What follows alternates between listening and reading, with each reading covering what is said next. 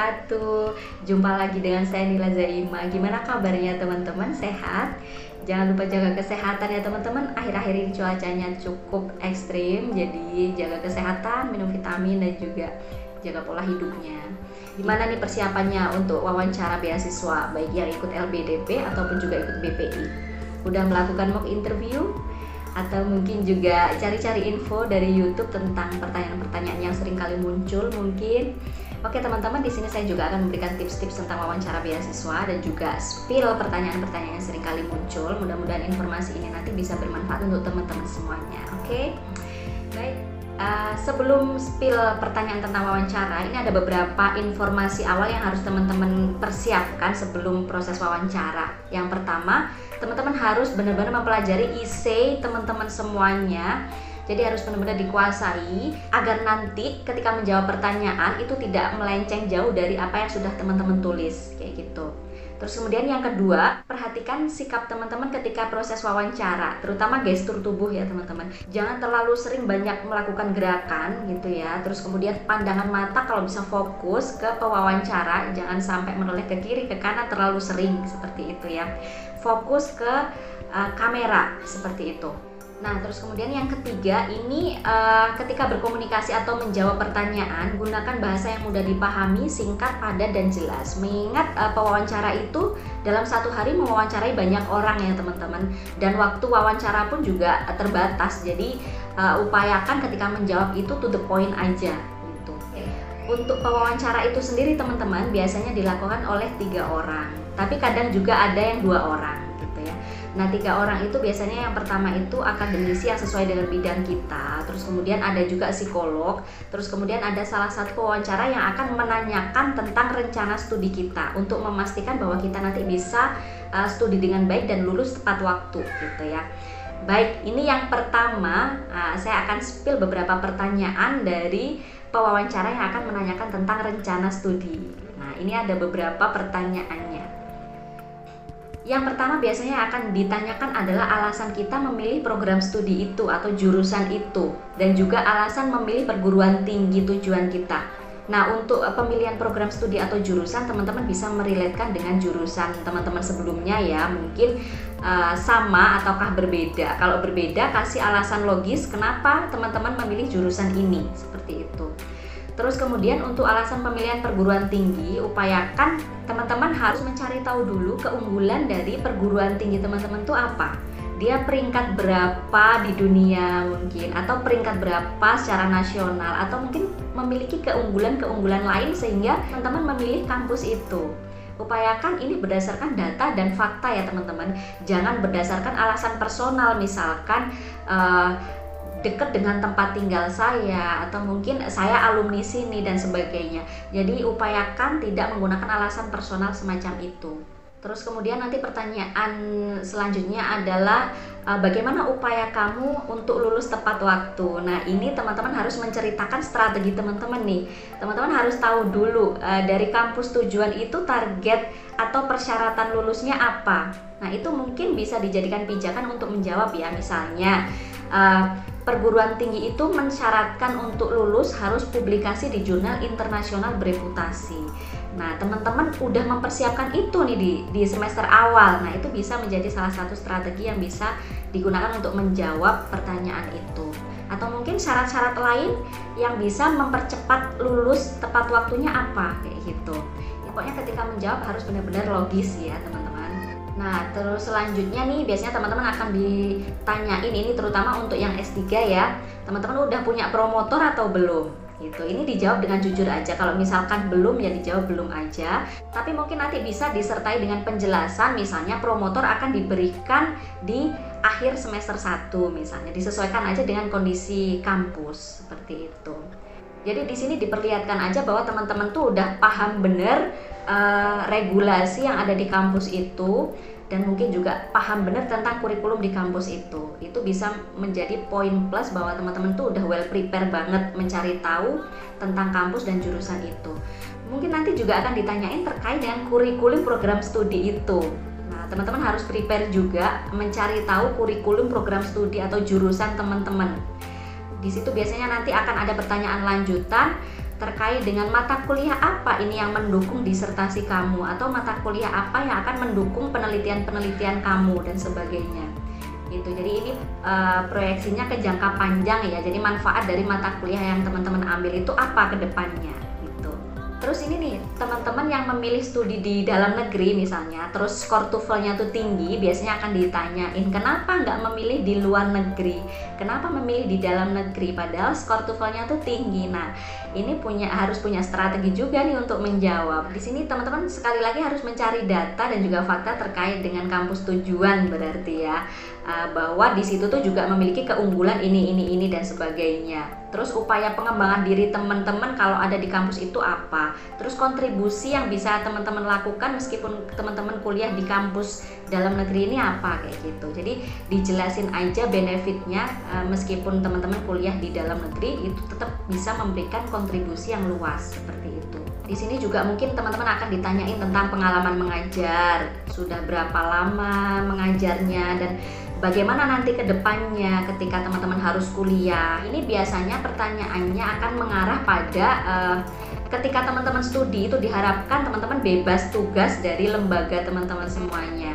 Jadi bisa fokus ke studi atau penyelesaian studi teman-teman di jenjang S2 ataupun S3 seperti itu. Nah, terus kemudian pertanyaan selanjutnya nih, kalau untuk teman-teman yang S3 nih, kenapa harus S3 kayak gitu? Nah, ini dijawab aja berdasarkan fakta ya. Misalkan di lembaga teman-teman itu memerlukan seseorang yang kualifikasinya S3 misalnya, ataupun jawaban-jawaban logis yang lain yang memang urgent banget teman-teman harus S3.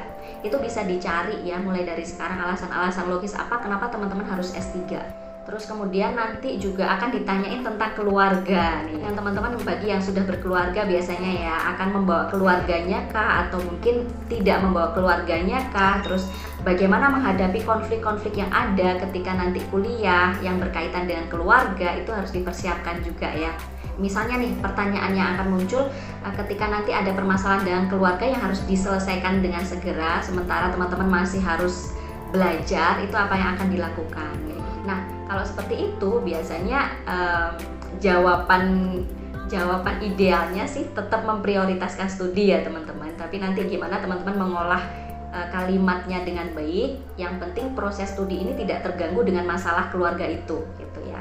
Nah, ini ada pertanyaan juga, mungkin juga nggak terlalu signifikan, sering ditanyakannya.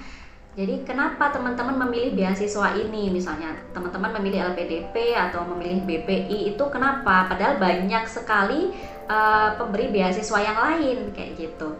Nah, ini bisa dijawab aja. Mungkin teman-teman bisa mencari tahu visi misi dari beasiswa itu, disesuaikan dengan visi misi teman-teman. Visi misi yang dipunyai teman-teman ini cocok sama beasiswa ini kayak gitu. Itu bisa menjadi salah satu opsi jawabannya ya. Biasanya pertanyaan lanjutannya nih itu seperti ini. Kenapa teman-teman tuh layak menjadi awardee beasiswa ini, baik LPDP ataupun BPI? Nah, ini teman-teman bisa menceritakan tentang keunggulan teman-teman, atau mungkin juga kontribusi yang bisa diberikan teman-teman ke negara, lembaga, ataupun masyarakat. Karena untuk beasiswa LPDP atau BPI ini yang dicari adalah kontribusinya ya teman-teman. Kontribusi teman-teman tuh apa untuk masyarakat, lembaga, dan negara. Oke, itu pertanyaan-pertanyaan dari reviewer atau pewawancara yang pertama terkait dengan rencana studi.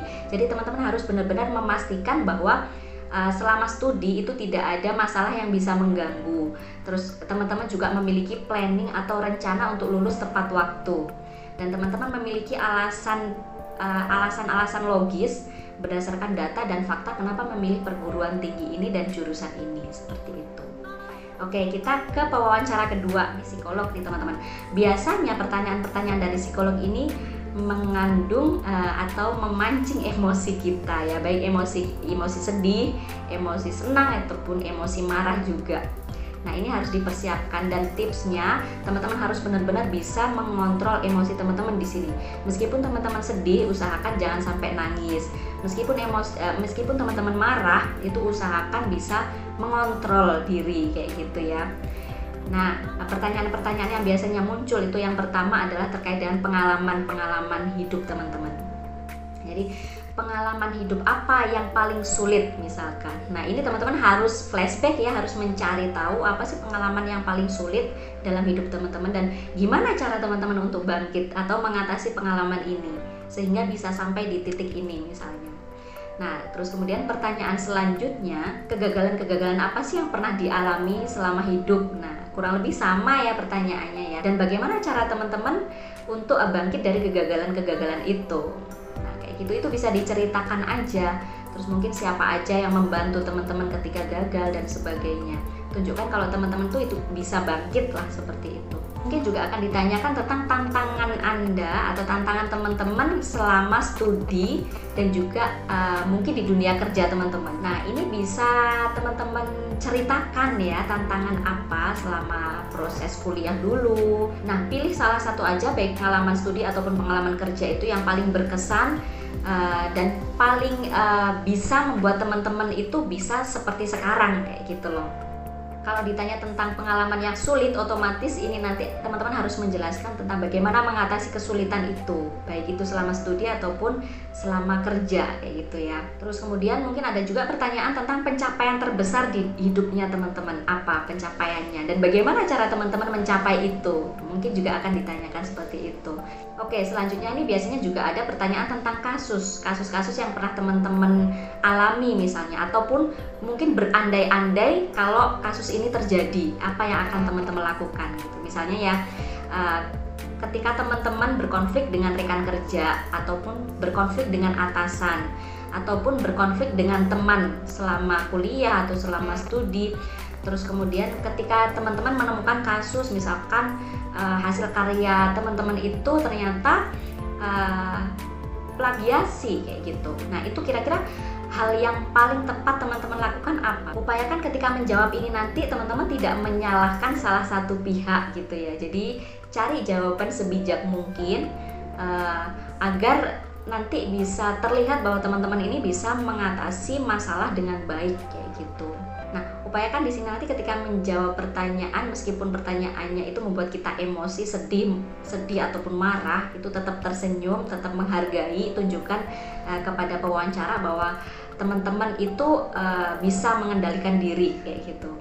Terus mungkin juga akan dipancing nih pertanyaan, kalau seandainya Anda tidak lolos beasiswa ini tuh gimana? Nah ini pertanyaan memancing emosi ya. Jadi kalau menurut saya nih, mungkin banyak versi jawaban yang lain ya. Kalau menurut saya, tunjukkan kalau teman-teman tuh gigih untuk memperoleh beasiswa ini. Jangan langsung menjawab, oh saya nanti akan menggunakan biaya sendiri. Nah itu berarti kayak nggak ada upayanya gitu ya. Jadi tunjukkan aja teman-teman akan memperbaiki kesalahan-kesalahan di tahap ini misalkan untuk mengikuti tahap seleksi beasiswa selanjutnya. Tunjukkan kalau teman-teman ini orang-orang yang gigih gitu ya. Tapi dibarengi dengan usaha teman-teman untuk memperbaiki diri juga. Oke, kita akan lanjut ke pewawancara yang ketiga ya teman-teman. Jadi di sini yang akan tanya adalah akademisi yang sesuai dengan bidang kita. Nah, di sini akan dicerca pertanyaan terkait dengan proposal kita. Ini untuk yang S3 terutama ya, proposal disertasi kita. Nah, di sini teman-teman harus benar-benar memahami dari A sampai Z, dari latar belakang sampai bab 3 hingga analisis datanya. Gitu ya. Di sini ada beberapa pertanyaan yang mungkin muncul. Yang pertama itu, kenapa teman-teman tuh tertarik dengan topik ini? Relate nggak dengan permasalahan global di Indonesia saat ini? Jadi teman-teman bisa mengkaitkan antara topik disertasi teman-teman ini dengan isu global yang ada di Indonesia saat ini gitu ya. Mungkin juga bisa dikaitkan dengan proyeksi Indonesia 2045 nanti. Teman-teman bisa baca tentang itu. Jadi bisa masuknya atau relate-nya tuh di mana nanti. Jadi harapannya topik disertasi yang diangkat oleh teman-teman itu bisa menjawab isu global yang ada di Indonesia saat ini, seperti itu. Kemudian ada pertanyaan lagi, mungkin nanti apakah topik ini relate dengan bidang studi teman-teman saat ini kayak gitu. Jadi upayakan topik disertasi yang teman-teman angkat ini, terutama untuk yang S3 ya, disesuaikan dengan isu global yang ada di Indonesia atau mungkin juga di dunia gitu ya. Dan jangan lupa juga disesuaikan dengan basic keilmuan teman-teman sekalian. Kalau teman-teman sudah menyesuaikan dengan isu-isu yang ada, itu nanti akan dapat novelty-nya atau kebaruannya. mungkin juga ada pertanyaan gimana pemanfaatan dari penelitian ini ke depannya seperti apa misalkan. Berarti ini kan harapannya topik teman-teman itu bisa dipakai dalam jangka waktu panjang kayak gitu. Mungkin juga ada pertanyaan yang kaitannya dengan manfaat dari topik penelitian ini terhadap masyarakat. Jadi intinya kebermanfaatan topik disertasi teman-teman sekalian ini dalam lingkup global, dalam lembaga mungkin ya, dalam bidang keilmuan teman-teman dan juga dalam masyarakat itu apa. Coba mungkin nanti dicari kaitannya gitu ya, manfaatnya apa di dalam lingkup-lingkup itu tadi. Dan mungkin nanti yang akan ditanyain terkait dengan latar belakang teman-teman mengambil topik ini, kemudian juga metode yang akan digunakan, siapa subjeknya dan sebagainya, hingga analisis data. Itu yang harus benar-benar teman-teman kuasai gitu ya. Jadi untuk wawancara ketiga ini, untuk memastikan bahwa topik disertasi teman-teman itu udah benar-benar mateng, terus kemudian juga memberikan implikasi yang besar, baik itu secara global ya, di negara kita, di lembaga kita, di masyarakat kita, di bidang keilmuan kita juga tentunya. Oke, itu spill tentang pertanyaan-pertanyaan yang sering kali muncul. Next, saya akan kasih tambahan tips untuk wawancara teman-teman. Yang pertama, teman kalau bisa lakukan mock interview ya. Jadi teman-teman melakukan simulasi interview dengan temannya, terutama yang sudah lolos beasiswa juga. Jadi nanti biar bisa memberikan masukan, kalau pertanyaan seperti ini harusnya dijawab seperti apa kayak gitu, atau mungkin nanti ada kekurangan-kekurangan dan sebagainya. Juga untuk membiasakan diri dalam situasi wawancara kayak gitu, jadi untuk mengurangi ketegangan gitu ya. Terus kemudian juga pahami isi teman-teman dari A sampai Z. Terus kemudian pahami juga tentang topik disertasi teman-teman. Itu akan mempermudah teman-teman dalam menjawab gitu ya. Ataupun mungkin ada pengembangan-pengembangan di luar IC, nanti teman-teman bisa mengutarakan kepada pewawancara bahwa ada beberapa hal yang memang tidak tertulis di IC tapi perlu disampaikan seperti itu. Dan biasanya nih teman-teman, perbanyak untuk mencari informasi baik di YouTube, di Google dan sebagainya terkait dengan pertanyaan-pertanyaan wawancara ya. Jadi teman-teman bisa membuat list pertanyaan-pertanyaan wawancara dan juga jawabannya. Kemudian lakukan peer review ya teman-teman, meminta teman-teman yang lain terutama yang udah lolos ya, itu untuk membaca kalau misalkan pertanyaan seperti ini tuh jawabannya seperti ini, kira-kira gimana kayak gitu ya. Itu cukup membantu ya teman-teman untuk mempersiapkan diri sebaik mungkin dalam proses wawancara. Selanjutnya nih ada upaya-upaya spiritual yang bisa dilakukan oleh teman-teman. Teman-teman bisa banyakin doanya, banyakin sedekahnya. Terus untuk yang muslim biasanya nih ada bacaan-bacaan khusus bisa dibaca ketika kita memiliki hajat gitu ya, atau memiliki keinginan kayak gitu. Terus kemudian juga yang terakhir nih yang tak kalah penting, meskipun nanti proses wawancara udah selesai dan pewawancara tidak memberi kesempatan teman-teman untuk closing statement, teman-teman bisa inisiatif sendiri untuk closing statement, mencuri-curi waktu gitu ya untuk closing statement. Karena proses wawancara yang sudah terjadi itu perlu kayak semacam cooling down gitu ya. Jadi teman-teman bisa cooling down-nya di sini, closing statement ini. Teman-teman bisa memberikan ucapan terima kasih kepada para pewawancara yang sudah memberikan waktunya. Terus kemudian teman-teman juga bisa meminta maaf kalau selama proses wawancara ada hal-hal yang kurang berkenan. Barangkali dalam proses wawancara tadi kan ada adu argumen gitu ya misalnya ya. Terus kemudian teman-teman juga bisa memohon doa yang terbaik untuk teman-teman gitu ya. Jangan ngebet pengen lolos gitu ya, doakan saya lolos gitu. Kalau bisa ya doa yang terbaik untuk teman-teman aja gitu. Dan juga jangan lupa doakan pewawancara, mudah-mudahan Bapak Ibu sehat selalu misalnya, Bapak Ibu sukses selalu dan semua diberi kelancaran atau seperti apa gitu, untuk meredam apa yang sudah dilalui tadi selama proses wawancara gitu sih. Oke teman-teman, itu aja dari saya. Terima kasih sudah menonton. Mudah-mudahan video ini bermanfaat untuk teman-teman. Jangan lupa subscribe, like, comment, share ya. Oke, sampai jumpa di lain kesempatan. Assalamualaikum warahmatullahi wabarakatuh. Bye-bye.